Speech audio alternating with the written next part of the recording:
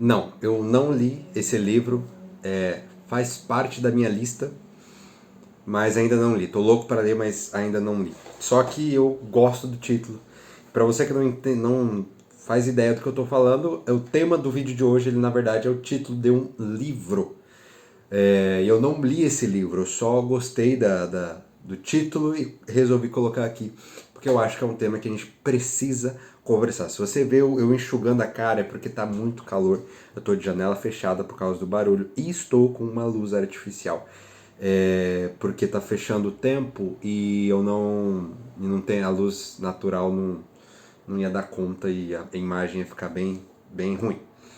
Mas estamos aqui para falar sobre sacerdócio. Lembrando que a proposta dos vídeos aqui não é. Nossa, cortei o cabelo, tá ardendo aqui atrás.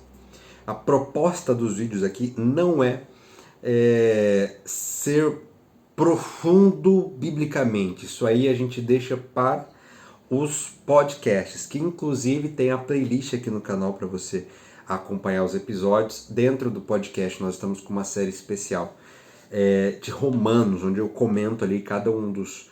Não é capítulo, mas a gente vai seguindo uma sequência, né?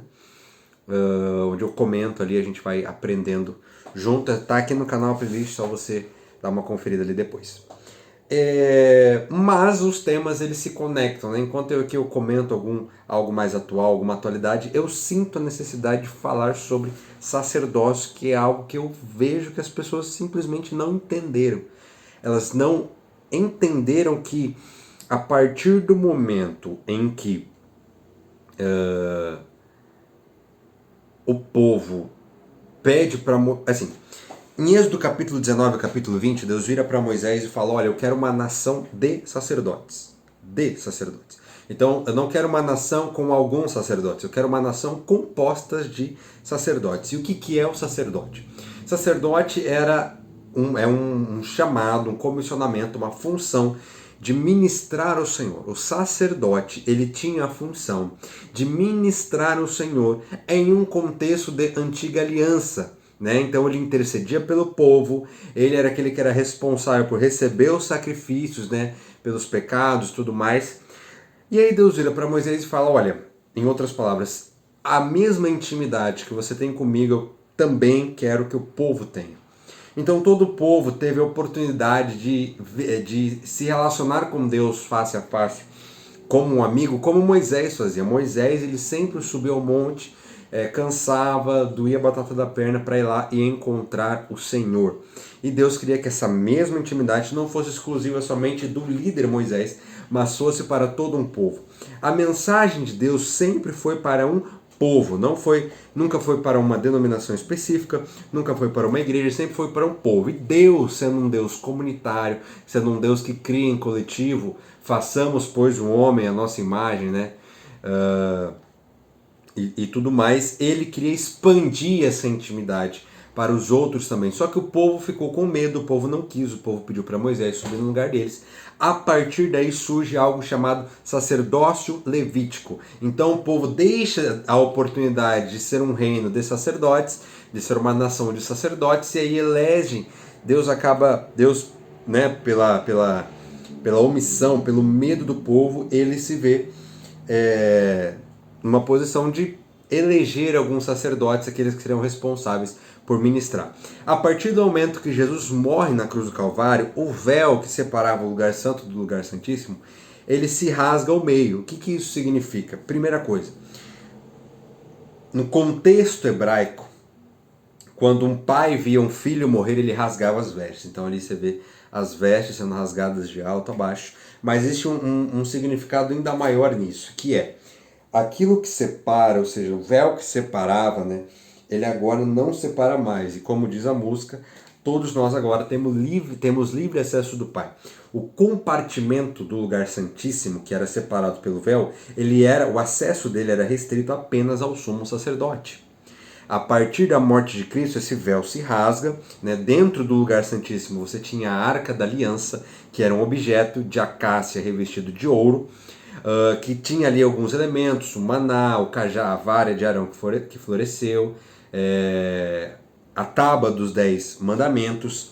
E essa arca era um símbolo, preste bem atenção, Essa arca era um símbolo da presença de Deus. Eu estou fazendo todo esse contexto histórico para chegar num lugar, tá? E a partir do momento que isso acontece, agora nós temos livre acesso ao Pai por meio de Cristo, não por mérito nosso, mas por meio de Cristo. Porém, assim como Paulo escreve ali em Coríntios, 2 Coríntios capítulo 3, se não me engano, nós ainda colocamos o véu. Jesus morreu para nos dar acesso livre, né, acesso irrestrito ao Pai, porque o pecado nos distanciou de Deus. E aí Jesus vem, suplanta esse abismo, lança fora o medo, lança fora o temor, temor no sentido de medo que nós temos ou deveríamos ter diante de um Deus santo, um Deus soberano. Nos concede esse acesso, mas eu sinto que a gente ainda continua com um véu lá no lugar. Nós colocamos esse véu. Por quê? Porque a gente não entendeu que nós hoje temos a responsabilidade de sermos todos uma nação, um reino de sacerdotes responsáveis por ministrar ao Senhor. E a gente terceiriza isso para o pastor, para o líder religioso, para o youtuber, para o influencer, sendo que todos nós hoje temos o privilégio, a oportunidade de fechar a porta do nosso quarto e ministrar ao Senhor. Sacerdócio individual e o sacerdócio coletivo também. Ministrar ao Senhor, receber de Deus, transferir de Deus. Sabe, essa responsabilidade ela faz parte hoje do nosso contexto, ela tem que ser real. Nós somos todos sacerdotes agora, mas a gente ainda continua terceirizando a nossa oração, continua terceirizando o nosso ensino bíblico. Cara, eu promovo o ensino, a fundamentação bíblica no canal. Eu promovo isso, eu sei que é importante, eu sei que é muito legal a gente assistir podcast, mas a vida de intimidade com Deus não pode ser substituída por um vídeo. Não pode ser substituída por um devocional. Devocional que eu digo, aplicativos, vídeos. Essas ferramentas auxiliam no nosso crescimento espiritual, mas isso não pode. Esse vídeo não pode substituir o seu momento com Deus, o seu sacerdócio.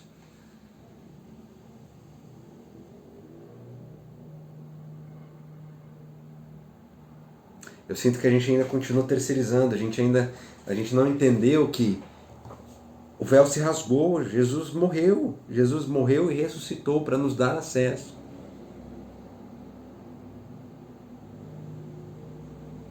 E João, então como é que eu desenvolvo esse sacerdócio? Primeira coisa, tempo no secreto. O tempo no secreto não é uma fórmula mágica que te fala, não. O tempo no secreto é um tempo onde você se desfaz das distrações, assim como Jesus ele ensina, né? Entra no teu quarto, fecha a tua porta, para se desfazer das distrações e também para não fazer algo para que os outros vejam. Sabe, na igreja é muito fácil você mostrar que é crente. É muito fácil você levantar a mão, dar uma glória a Deus, mas é dentro do quarto que as maiores experiências acontecem. Eu cravo aqui para você que as maiores experiências espirituais da sua vida não acontecerão em conferências.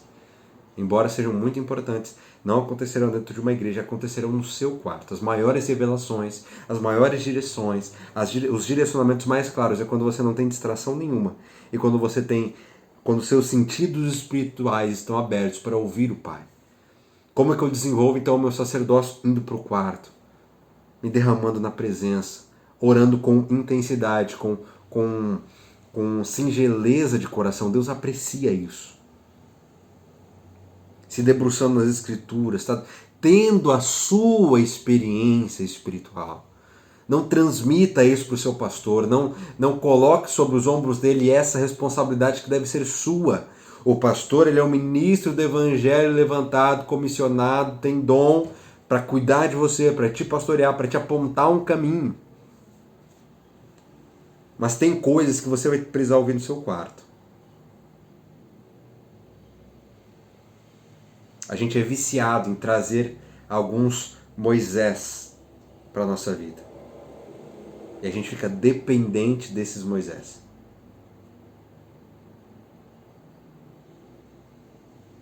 Mas o que eu quero trazer para o vídeo de hoje é para que a gente reflita e tome uma decisão.